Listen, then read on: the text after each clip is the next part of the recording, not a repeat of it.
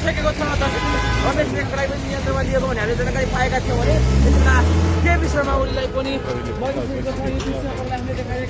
हेर्न सक्नुहुन्छ। अहिले पूर्व प्रधानमन्त्री केपी शर्मा ओलीलाई पक्राउ गरेर लिएको छ।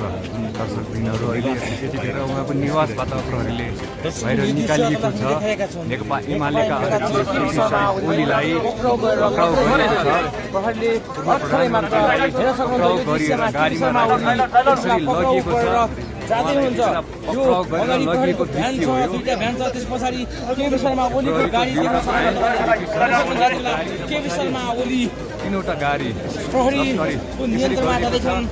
अगाडि प्रहरीका दुईटा भ्यान छ भने त्यस पछाडि केपी शर्मा ओलीको गाडी छ। तपाईँले हामीले दृश्य देखाइरहेका छौँ। गुन्डुबाट हेर्न सक्नुहुन्छ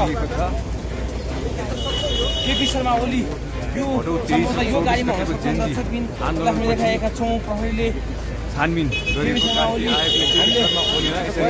नियन्त्रणमा लिएको छ।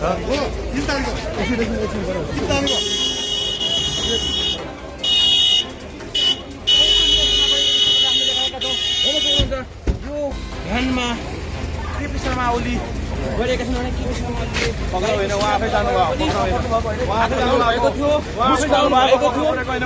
हामीले देखाइरहेका छौँ। दर्शकबिन केपी शर्मा ओलीले जानुभएको उहाँ आफै जानुभएको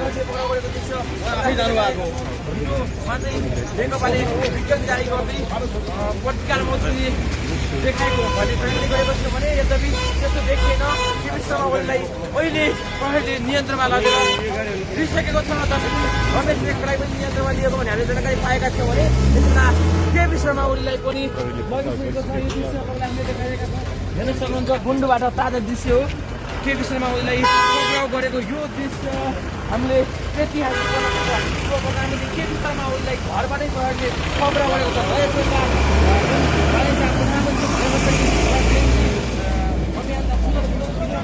पक्राउ गर्ने भनेर जुन निर्णय गरेको थियो त्यसको लगत्तै आज केपी शर्मा ओलीलाई